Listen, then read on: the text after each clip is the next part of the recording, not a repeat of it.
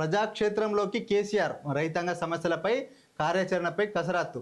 కేసీఆర్ను కలిసిన కవిత. ఎర్రవల్లి ఫామ్ హౌస్లో భేటీ, తండ్రి కాళ్ళు మొక్కి ఆశీర్వాదం తీసుకున్న ఎమ్మెల్సీ 10 రోజుల పాటు అక్కడే. కేసీఆర్తో పొలిటికల్ అంశాలపై చర్చ, లిక్కర్ కేసు, జైలు వాతావరణంపై వివరణ. కేసీఆర్ కూడా ప్రజల్లోకి వస్తారట. సభలు సమావేశాలు నిర్వహించేందుకు ప్రణాళికలు, అంశాల వారీగా బీఆర్ఎస్ పోరాటాలు, ప్రజలతో మాయమయ్యేలా ప్లాన్, స్థానిక సంస్థల్లో బడపడేందుకు వ్యూహరచన. ప్రజాక్షేత్రంలో అడుగుపెట్టేందుకు బీఆర్ఎస్ అధినేత కేసీఆర్ సిద్ధమవుతున్నారు. 1-2 రోజుల్లో కార్యాచరణ ప్రకటించే అవకాశం ఉన్నదని ఆ పార్టీ వర్గాలు వెల్లడించాయి. మరోవైపు అంశాల వారీగా పోరాటాలు చేసేందుకు బీఆర్ఎస్ సిద్ధమవుతున్నది.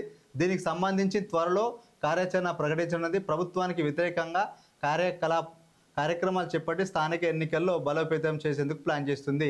కేసీఆర్ ఎప్పుడైతే ఎమ్మెల్యే ఎలక్షన్స్ అప్పుడు అధికారం కోల్పోయిండో, తర్వాత ఒక ఎంపీ ఎలక్షన్లో మాత్రమే కనిపించిండు. అప్పటి నుంచి ఇప్పటి వరకు మళ్ళీ ఫామ్ హౌస్కే పరిమితమైన తప్ప ఎక్కడ బయటికి వెళ్ళలేదు. ఎక్కడ కూడా లిక్కర్ స్కామ్లో తన కూతురు కవిత అరెస్ట్ అయినప్పుడు కూడా దానిపైన కూడా ఎలాంటి కామెంట్ చేయలేదు.